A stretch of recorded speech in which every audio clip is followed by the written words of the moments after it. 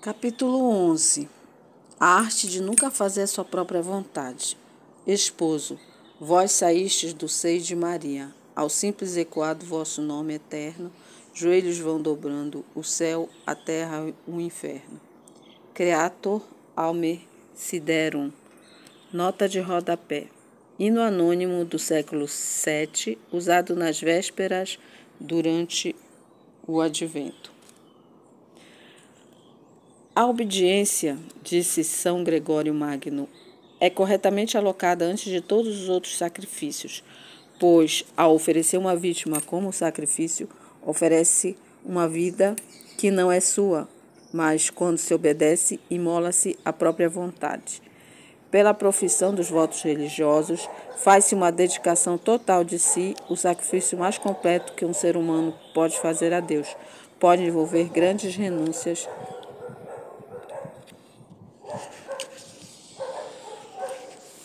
sofrimento intenso ou nenhum dos dois.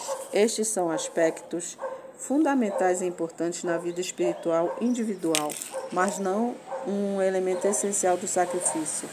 Sua essência é o voto de obediência pelo qual se oferece o dom de sua própria vontade, o próprio núcleo de si mesmo, e é também o recife que encalharam muitas das chamadas vocações perdidas. Este é o ato externo mais perfeito da religião, mas não tem efeito na vida religiosa, a menos que seja a expressão da realidade interna que professa. Pode-se deixar o lar, a família, os amigos, renunciar à posição social e os bens materiais, desapegar-se de toda a coisa criada, mas ao menos que se despoje de sua própria vontade, o sacrifício é inútil. Desde a infância, Teresa Margarida foi obediente e dócil, obedecendo inquestionavelmente aos mandamentos e desejos de seus pais, como todos os bons filhos. Mas mesmo mais tarde, quando ela foi até certo ponto emancipada do rígido controle parental, e especialmente durante o período em que viveu em casa, depois de deixar a escola, desenvolveu o que um biógrafo descreveu como a arte de nunca fazer sua própria vontade. Mesmo nas pequenas coisas que, estritamente falando, não se enquadravam no âmbito da jurisdição paterna, permitia que os outros escolhessem por ela como um treinamento para a submissão mais severa que teria de pôr em prática no Carmelo. Ela estava ciente de que, para uma religiosa, seu superior ocupa o lugar de Deus. E quem te ouve, a me ouve. Todas as regras, ordens e prescrições que deveriam ser feitas literalmente como suas recomendações pessoais, e parece ter sido nesse espírito que ela acolheu inclusive as ordens arbitrárias de Madre Teresa Maria. Se a orientação era irracional ou meramente mesquinha e irritante, a cumpria com o melhor de sua capacidade e, em alguns casos, quando duas ordens conflitantes foram emitidas, excetuando-as na medida do possível, às vezes recebia trabalho para fazer e, no meio do caminho, recebia ordens de parar, desfazer e começar tudo de novo. Se ela não conseguia se defender quando acusada injustamente, era acusada de orgulho e mau humor. O fato de haver algum conflito interno era aparente apenas pelo súbito rubor à face que nunca conseguia dominar e que era sempre seguido de extrema palidez. Mas ela rapidamente recuperava o equilíbrio e sua cor normal e saudável voltava, enquanto sua expressão permanecia agradável e seus modos serenos. Ela conseguia sorrir em meio a todos os maus entendidos e contradições, aceitando-os como vontade de Deus, mesmo que às vezes tenha sido difícil conciliar ordens tão sem sentido com a sabedoria onipotente. Só a Madre Ana Maria conhecia a luta que o autocontrole lhe custava. Mas não adianta tentar desenvolver um drama a partir desses episódios. Nunca houve qualquer conflito no sentido de choque de personalidades ou vontades. Teresa Margarida era muito inteligente para não se dar conta de que aquilo que lhe pediam era uma afronta ao bom senso, mas não considerava aquele sacrifício demasiado grande, tendo em conta que o estava pedindo e os motivos pelos quais o fazia. E se muitos de nós hoje são incapazes de aceitar a obediência, possivelmente a razão é que toda a nossa concepção de obediência aos pais e à autoridade legítima tenha sido seriamente prejudicada.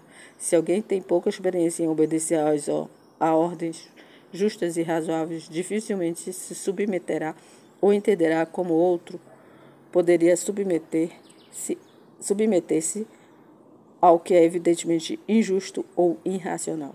Um dia, a irmã Teresa Margarida aproximou-se do padre Ildefonso depois da confissão. Padre, o senhor me dá sua permissão para escrever com meu próprio sangue uma pequena resolução para Jesus? O padre, que conhecia bem Teresa Margarida, pressentiu algum motivo especial por trás desse pedido e concedeu a permissão sob a condição de que ela tirasse o sangue apenas da mão ou do braço, e não em qualquer quantidade. Na verdade, ele estipulou não mais de 2 ou 3 linhas deveriam ser escritas. Teresa Margarida saiu e nunca mais voltou a falar do assunto. Só depois de sua morte foi encontrado um pequeno cartão com algumas palavras em caligrafia escura com aparência de ferrugem, agora quebradiça e se soltando do papel quando dobrado. As freiras mostraram ao padre Ildefonso, que recordou a permissão pedida anos antes e a condição que ele havia imposto.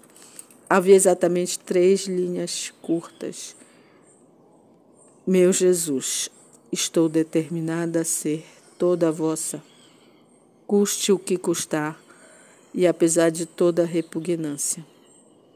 Teresa Margarida não era uma menina algodão doce, sem vontade ou personalidade para ordenar a própria vida.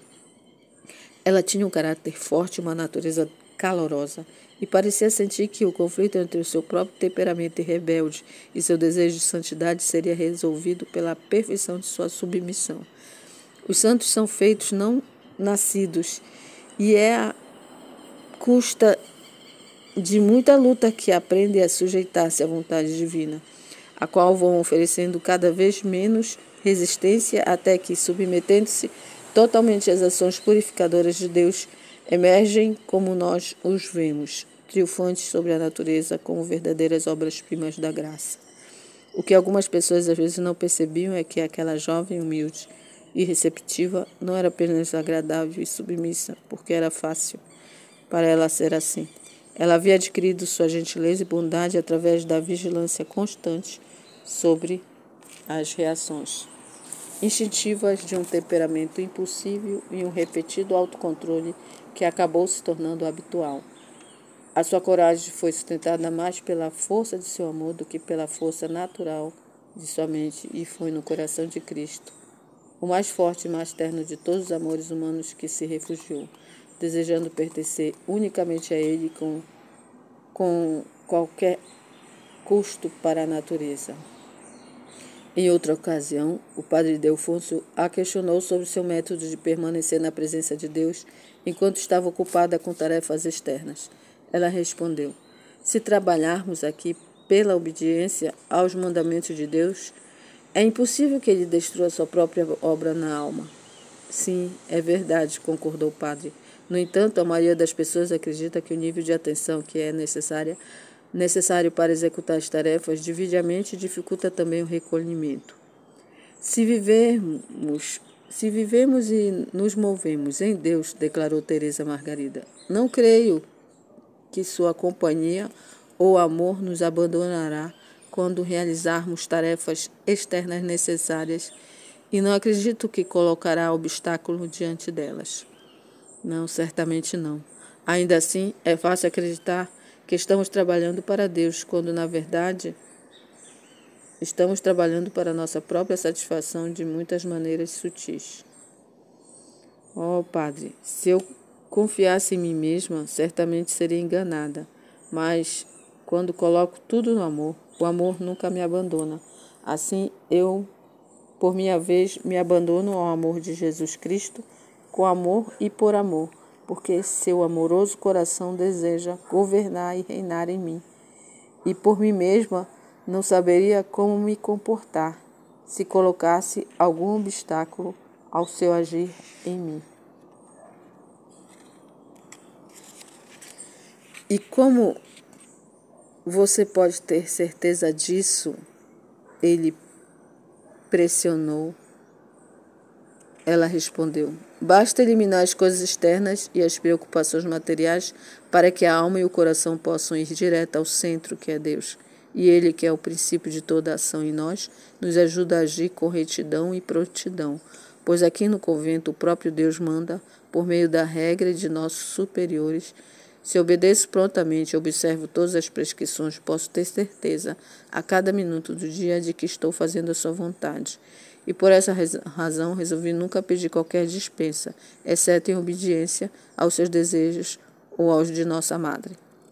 Padre Delfonso falou muitas vezes com Teresa Margarida e mais tarde testemunhou. Uma coisa que sempre me causou admiração foi a sua disponibilidade para sujeitar a sua vontade de juízo ao indicado por mim.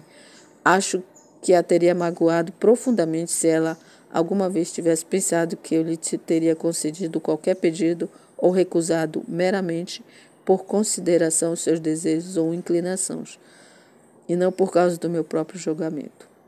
Certa manhã, quando a irmã Teresa Margarida foi à cela de sua assistente, Madre Ana Maria estava ocupada escrevendo. Enquanto esperava que terminasse, a noviça andou, inspecionando o conteúdo da sala com uma liberdade que não condizia com suas maneiras normalmente reservadas. Ela parecia estar procurando por algo.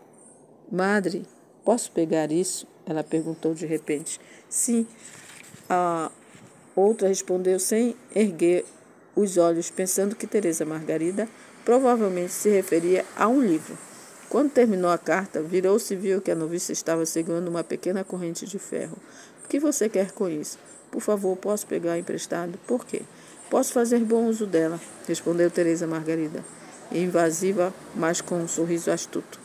Não, certamente não, disse Madre Ana Maria, que não estava preparada para a capacidade de persuasão daquela menina. Teresa Margarida começou a fazer uso de toda a sua astúcia com Madre Ana Maria, até que finalmente a pobre irmã cedeu e emprestou a corrente. 3 dias depois, ela percebeu que o empréstimo não havia sido restituído e ficou preocupada com a imprudência de sua permissão. Não querendo se expor ao risco de outra derrota, escreveu uma nota à noviça, ordenando-lhe, em termos inequívocos, que devolvesse imediatamente o instrumento de penitência. Teresa Margarida não teve dificuldade em discernir entre uma recusa tímida e uma ordem. Quando Madre Ana Maria voltou para sua cela após o recreio, a corrente estava em sua mesa, e devota, como eram as práticas penitenciárias, Teresa Margarida não voltou a tomar iniciativa nesse assunto, mas seguiu o conselho de seus superiores e diretores. Ela não progrediria muito na vida religiosa antes de aprender a primazia da obediência e a inutilidade das mortificações realizadas no espírito da própria vontade. Ela descobriu que sofrer e ficar em silêncio e aceitar sem reclamações as coisas indesejadas na vida cotidiana era o método mais seguro de mortificar não apenas o corpo, mas também a vontade. Tenha cuidado para não desperdiçar uma ocasião de mortificação com reclamações ou exibicionismos, ela disse uma vez. Essas palavras resumiam seu programa de ascetismo. Ascetismo. Na vida comunitária, existem inúmeras oportunidades para praticar esta forma de autodisciplina. A aceitação da ordem comum no que diz respeito ao sono e à comida, ao silêncio e ao trabalho, e aos pequenos inconvenientes que são inevitáveis na sociedade fechada do claustro, fornece combustível para alimentar o fogo do amor. Consideradas separadamente, cada uma dessas coisas é apenas uma oportunidade minúscula para praticar o autocontrole e a consideração pelos outros. No entanto, quando fiel e consistentemente praticadas, constituem um programa rigoroso de renúncia real. Nunca desperdice uma ocasião para o sofrimento, especialmente se for um sofrimento maior, e sofra sempre em silêncio, guardando o segredo entre Deus e alma. Foi como Teresa Margarida definiu esse jogo de esconde-esconde espiritual. Ela se recusou a guerrear contra moscas ou insetos, aceitando sua onipresença indesejada como criaturas inofensivas de Deus, mesmo quando rastejavam sobre seu rosto e suas mãos. Ela nunca reivindicou qualquer alívio do clima do inverno ou no verão, ou pedia permissão para beber entre as refeições no calor mais ardente. E quando no inverno suas mãos estavam cobertas de frieiras dolorosas que se quebravam e sangravam, simplesmente as envolvia em um pedaço de sarja áspera, sem se preocupar em pedir um pano de linho. Em uma ocasião, ela jogou cera derretida de sua vela na pele rachada e quebrada para que as outras irmãs não percebessem a condição de suas mãos ou simpatizassem com ela. Há uma centena de pequenas coisas desse tipo que podem ser encontradas em seus dias, além daquelas que deliberadamente acrescentava. Rezar com os braços estendidos em forma de cruz, colocar pedrinhas nas sandálias, deixar a janela aberta no inverno ou a porta fechada no verão. Em muitas ocasiões foi necessário rever alguma de suas atividades, como, por exemplo, quando começou a dormir nas tábuas nuas no chão. Quando o padre Delfonso soube disso, proibiu-a por imprudência. Mas o desejo de sempre fazer mais por Jesus a impulsionava, e mesmo quando conseguia convencer seus superiores de penitências adicionais, sentia que não estava fazendo o suficiente. Gradualmente, porém, começou a mudar a ênfase, vendo o valor da obediência sobre a penitência, e se contentou em oferecer seu desejo de afligir seu corpo, submetendo-se ao julgamento de outros, juntamente com a resolução de nunca evitar ou recusar voluntariamente qualquer dor ou inconveniência da vida diária, percebendo o maior mérito da aceitação alegre de tais sofrimentos enviados por Deus daqueles que escolhia e sofria por conta própria. No entanto, apesar da falta de entusiasmo que a maioria de nós sente em seguir um programa dessa natureza, não havia nada de mórbido na determinação de Teresa Margarida de se sentir o mais desconfortável possível. Tais coisas eram sempre realizadas com uma franqueza e simplicidade infantis. Sua mortificação interior era incessante e suas lutas para ser regular na comunidade, nos ofícios do coro, muitas vezes exigiam um verdadeiro heroísmo. Ela estava sem dúvida sobrecarregada de trabalho e tinha menos comida e sono do que seu corpo ainda em crescimento exigia. No entanto, como nunca reclamava, mas se oferecia para as outras tarefas que não eram de sua responsabilidade, ninguém percebia o esforço ou o preço que pagava. Ela era jovem, forte e ativa, mas gradativamente lutava para permanecer acordada durante o expediente noturno das matinas e laudes. Essa sonolência perpétua a angustiava, pois acreditava ser uma fraqueza contra a qual deveria lutar, crendo estar ofendendo a Deus por sua desatenção e falta de recolhimento durante a oração oficial da igreja. Ela confidenciou essa dificuldade ao padre Delfonso e pediu sua permissão para usar grampos nas orelhas. Ninguém os notaria sob a capa de sua touca, disse ela, mas eles a ajudariam a não adormecer no couro.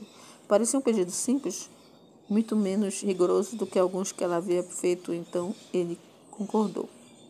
Foi só depois da morte de Teresa Margarida que o padre viu estes brincos, que pareciam ter sido moldados como um brinco moderno.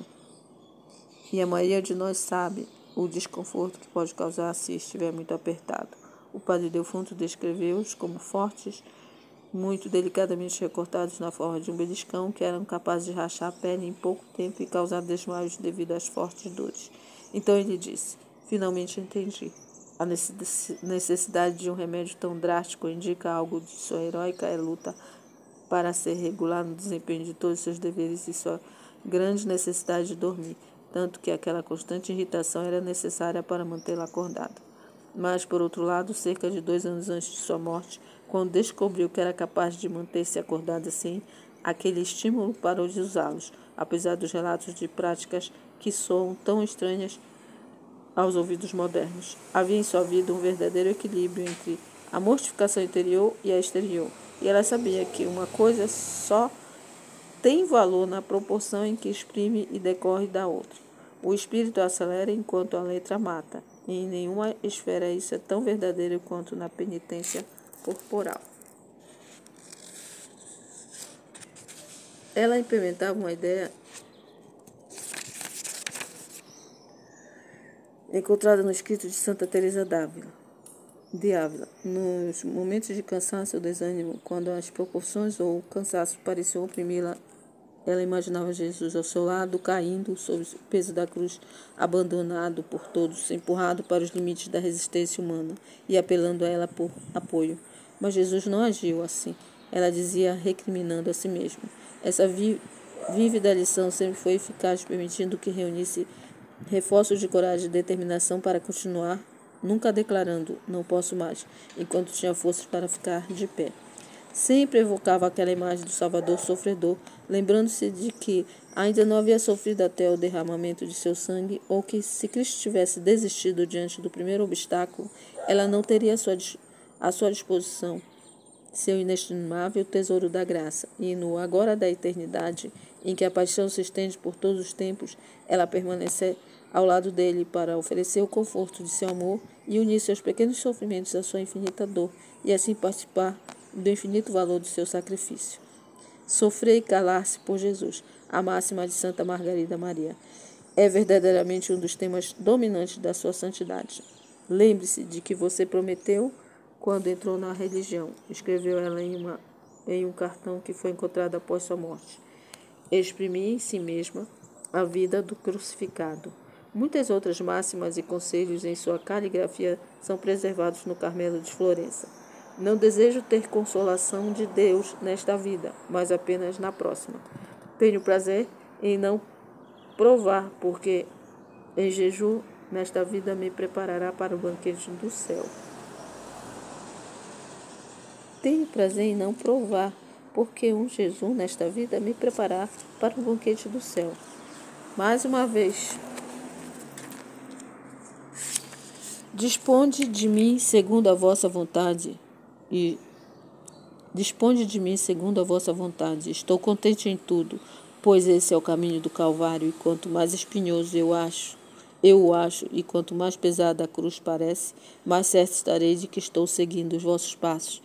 Todo sofrimento é insignificante quando consideramos que é um meio de adquirir o amor verdadeiro e puro de Deus, para alcançar nosso Deus.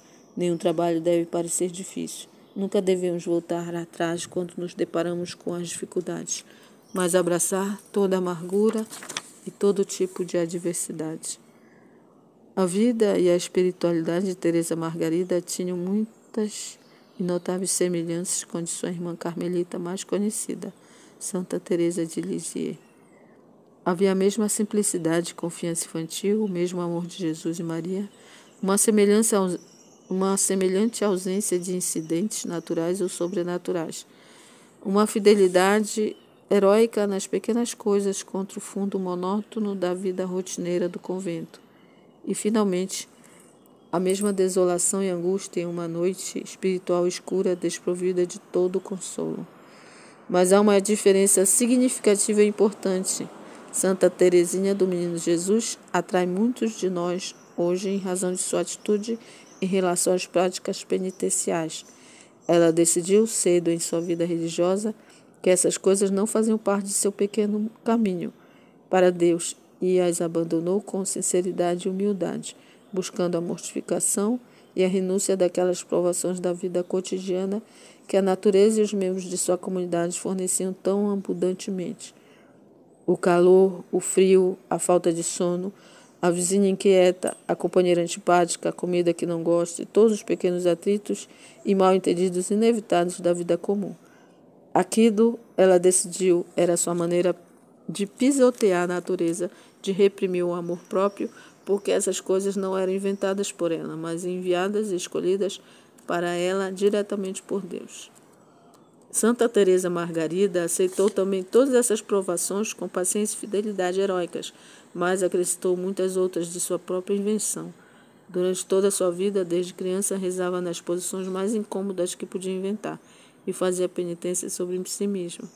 É essencial que compreendamos o espírito com que empreendia este sofrimento físico sobre si mesma, se quisermos penetrar em sua santidade.